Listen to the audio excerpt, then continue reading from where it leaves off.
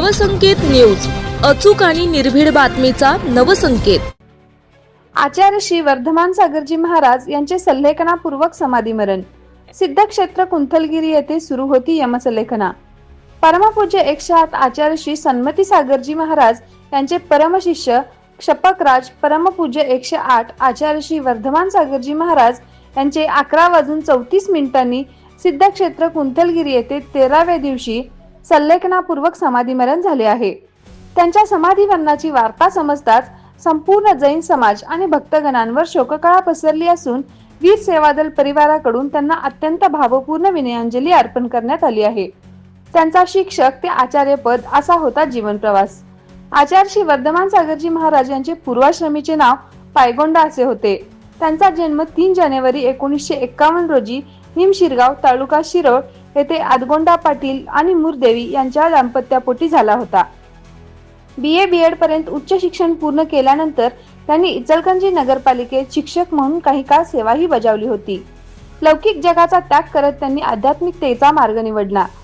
सन 2002 मध्ये त्यांनी आचार्य श्री विद्यासागरजी महाराज यांच्याकडून ब्रह्मचर्य व्रताची दीक्षा घेतली।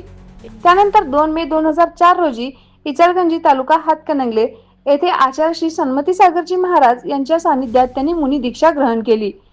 त्यांच्या अखंड साधनेमुळे 2 जून 2014 रोजी श्रुतपंचमीच्या पावन मुहूर्तावर चांद सिरदवाड येथे त्यांना आचार्य पद बहाल करण्यात आले होते। मत देना गैरों को गले ना लगा सकूं, इतनी रुखाई मत दे।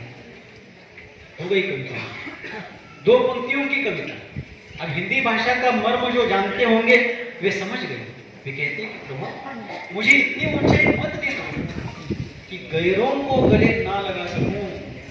अपने लोगों को तो सभी हर कोई गले लगा लेता है, ये मेरा वो मेरा, लेकिन गैर अर्थात अपरिचित लोग जिनका कोई हमारा किसी प्रकार का संबंध नहीं है, ऐसे लोगों को मैं गले ना लगा सकूं।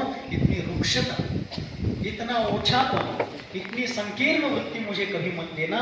यदि उतनी ऊंचाई पर जाने पर गैरों को ठुकराने की स्वार्थ वृत्ति मेरे में आ जाए तो मुझे उतनी ऊंचाई नहीं चाहिए। इनके लिए कोई गैर नहीं था।